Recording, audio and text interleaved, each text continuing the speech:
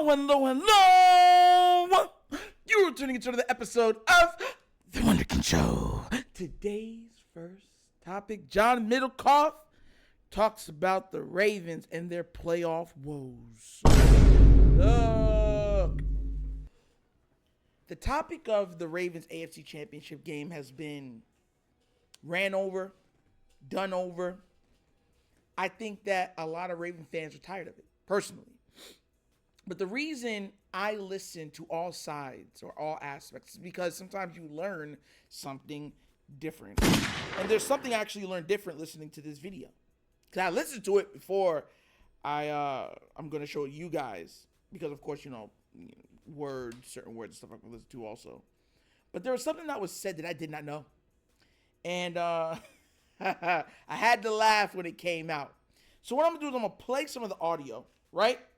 And then we're going to break this video down, all right? So without further ado, let's get into this video, and let me show you why this game was even more egregious than we previously thought. So without further ado, let's get this party started. Yeah, and in football, I talked to Jeff Schwartz about this. Like in the Miami situation, most people are not blaming the running back. Like fumbles happen sometimes. You blame the coach, right? Think Seattle. Pete, what are we doing calling a pass play? 28-3, Kyle, run the ball, which is a little unfair. I mean, the head coach could have easily told him. We just, in football, think about the Ravens, who they never were in the lead, but they were the heavy favorite going into that game. It's like, what are you guys doing? TODD MONKEN got more of the heat than Lamar. That's what's crazy about the sport, which to me makes football so interesting. Is it's not just the players that are the main characters, the coaches and the coordinators, you could argue in the television show that is the sport, are play a huge role, are main characters. Great point. TODD MONKEN, have you seen the stat about the AFC title game with light boxes? Have you seen it? No, I have not. I don't even want. I lost $5,000 on that game. I can't believe he didn't run the ball. What are we doing? If you've never heard it, it's going to stop you in your tracks. So the Ravens ran 38 plays against light boxes in the AFC title game. Against just light boxes, 38 plays. How many of those 38 did they drop back to pass? Well, I looked at the light boxes, guys. The other day. Lamar only had 8 runs, and I would imagine 3 or 4 of those were on scramble. So 80% of them? Yeah, nope, 37. 37 of 38. So basically 97% or something? 97%. One carry where they were like, hey, there's a light box, we're going to take advantage of that. And that to me is almost like the Rory thing, where it's like TODD MONKEN got in his head and he couldn't get out of his head. And I think I think he's going to do better from that, because I just don't think he can do any worse. You understand, it can't just be a Lamar passing masterclass. It can't be a running masterclass. It has to be a combination of both. And finding that balance, talking to Lamar. Like, I had Steve Young on my show a couple months ago, and he said, if everybody took a step back, and I know it was disappointing, but if everybody took a step back and saw last year as a transition season for Lamar, one in which he won the MVP and made the title game, if you frame it like that, it's a lot better, because he was learning a new offense, he was learning a new style of play in some cases. And so I'm somewhere in the middle. I'm not just on Team Steve Young there, but I do think that there's room to grow here. We can't just say, TODD MONKEN's always going to be like this. No, you learn. You learn what to do when you're playing the Chiefs this time next year, or the Bengals, or the Bills, or any of these teams. Bro, I never heard that stat. That's the first. There was 38 light boxes. Light boxes. Versus light boxes 38 times. The Ravens threw it 37 out of the 38 times. Y'all gonna try to tell me that, it's this person's fault? Or this person couldn't have done the same thing, or Lamar could have did this or that. That's coaching, bro. And look, forget the name game, the blame game. That seems almost purposeful. Forget everything else, because sometimes you can say, they're giving you a look that you're like, well, we're gonna throw out of this. Definitive. Like, you can look at it and say, that's a light box. They're like, nah, bro, we're throwing this ball. Every quarterback, and this is what gets me mad, There has to be a balance. There has been no quarterbacks to win a Super Bowl where there was no balance. This notion where, it was on Lamar, he had the thing to just throw it, gun it, and win it himself, and he failed at it. No one's won like that. The last time we've seen in a playoff game that the running backs only got to rush the ball 6 times was the Kansas City Chiefs in the Super Bowl versus Tom Brady and the Tampa Bay Buccaneers. Do you know what happened in that game? They got blown out. Patrick Mahomes' worst game of his postseason career. 2 interceptions, fumble, no touchdowns, 270 yards passing. One-dimensional. One-dimensional. And look, even if his offensive line was shoddy, you got to run the ball too.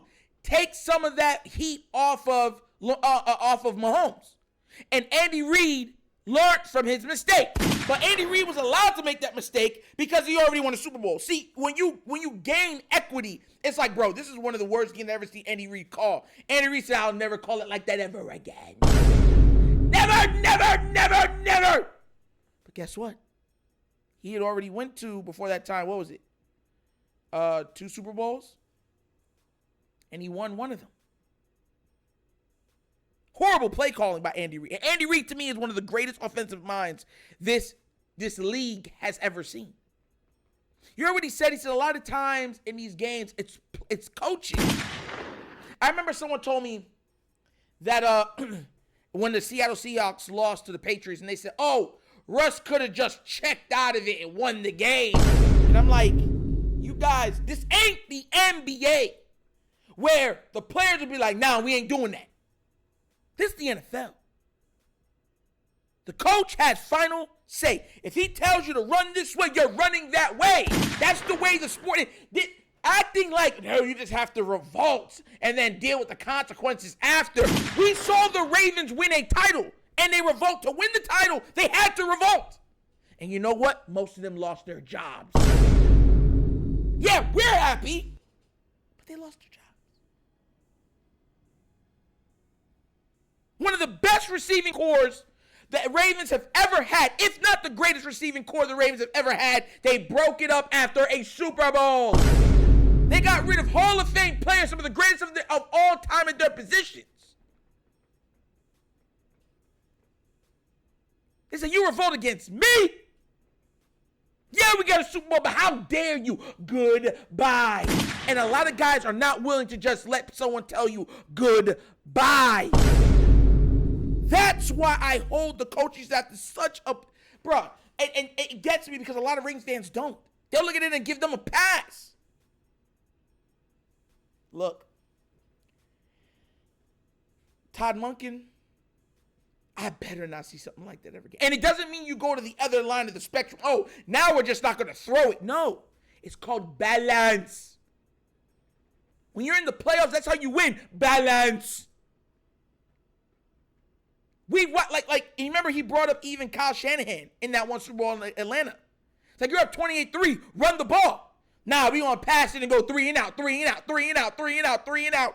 He did it so much, we're like, bro, what are you doing? And then you weren't even targeting Julio Jones. Julio Jones is 1-on-1. Nah, we ain't gonna target him the ball. We're trying to get it to Roddy White. And I'm sitting there like, bro, this can't be life. Do you know how many Super Bowls Tom Brady has gotten because the opposing coach was an idiot? Think about it. At least 3 of the 7 Super Bowls that Tom Brady has, it wasn't that he beat the team just beat themselves. At least 3 of them. Seattle Seahawks, Atlanta Falcons. Heck, I'll even throw the Kansas City Chiefs in there. The team beat themselves. And last year, AFC Championship game, Ravens versus Chiefs, the Ravens beat themselves. And I'm going to honestly say this. I better not see that happen ever again. Because let me tell you something right now. You see these 5 digits that are connected to my wrist? Boy, it's a brown blur when I get mad. And I make sure it hits every time. Call me Mega Man. A fighting robot. Do-do-do-do. Mega Man. Out here tripping. You got me messed up. But imagine that. 38 light boxes the Ravens threw on out of the 38 37 times. And the one play they ran on the light box, they said it went for 12 yards. Make it make sense. Oh. But what do you guys think? Did you hear that stat before? Because I never did. And I went through a lot of stats, bro. I was over here.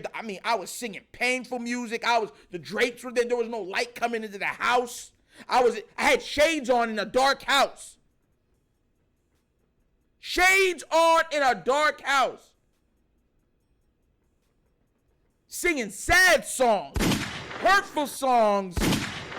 Y'all think I'm joking? I was talking about nobody knows the trouble I've seen.